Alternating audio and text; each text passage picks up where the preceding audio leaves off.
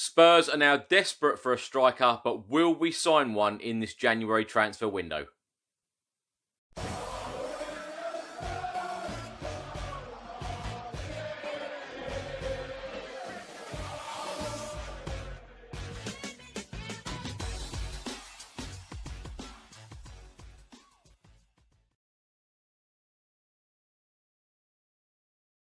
Welcome back to another video. Now, it's been a few days since I've done one of these, all of the transfer rumours and reports by all of the media. Tottenham are absolutely desperate for a striker right now, but will we sign one in this January transfer window? Our number one striker, Harry Kane, it looks like he's going to be out until at least April, but some specialists are stating that he might not play at all again this season.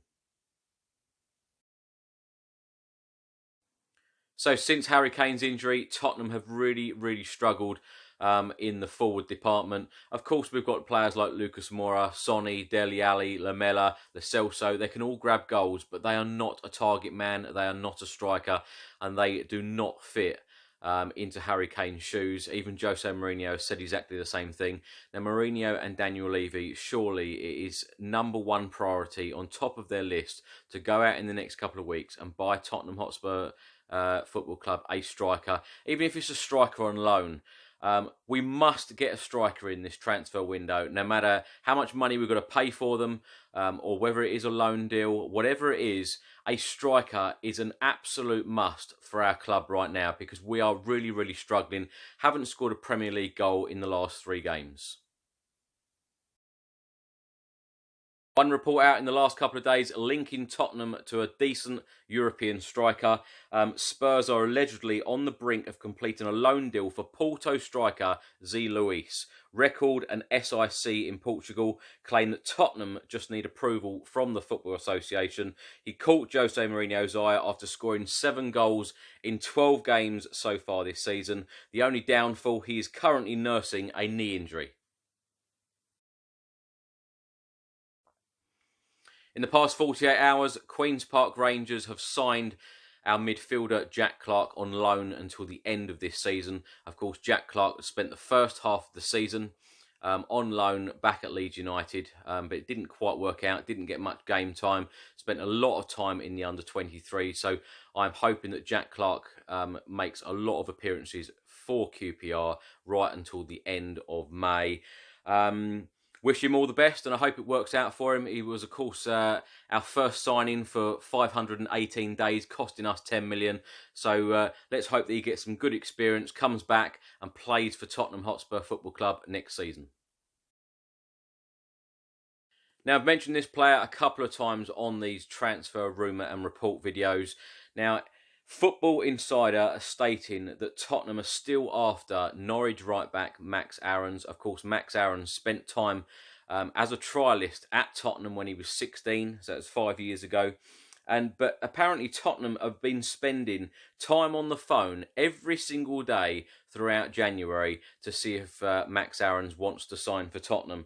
And they have just been trying to convince him to join Spurs. So watch this space. This one might actually happen because we just seem to be linked with him all of the time. Will Norwich City let him go? I suspect that if Norwich City did get relegated at the end of this season, then he might join us in the summer. Could it be in January? I doubt it. But let me know your thoughts in the comments section below. So Tottenham have let another youth player go on a permanent basis. Tottenham put out an announcement on Friday stating we have reached an agreement with Brentford Football Club for the transfer of Paris Goma. Good luck, Paris. The Evening Standard have put out an article stating that Crystal Palace are still interested in signing Kyle Walker-Peters, either on a permanent deal or on a loan. Apparently at the start of this season, they were interested in buying Kyle Walker-Peters, but Spurs weren't interested because they wouldn't agree a fee. Talks of a loan deal have been halted for the time being, but Southampton are supposedly also interested in Kyle Walker-Peters. Let me know in the comment section below if he was to leave Spurs this January transfer window. What are your thoughts? Would you miss him? Would you play him instead of Serge Aurier? Do you think that we will sign a right back this January transfer window? So a week, 10 days ago, it looked like Tottenham were on the verge of signing Christoph Piontek from AC Milan. And then all of a sudden, that move has been ruled out, with Tottenham unwilling to pay the fee required to bring him from AC Milan. It seemed that he wanted the move because AC Milan had just signed Ibrahimovic. But now Christoph Piontek has rejected a move to Newcastle, insisting he wants Champions League football. AC Milan are doing very, very well in their league at the moment. It looks like they're going to get European football. So with Tottenham not spending the money, wanting to bring Piontek in, Piontek, it's going to look like he is going to stay at AC Milan, fight for his place, and then have European football next season. Yet another gutting end to speculation of a good player that can score goals for us. And let's face it, we really, really do need a striker right now. So our centre-back, Jan Vertonghen, is out of contract at Tottenham Hotspur Football Club at the end of this season.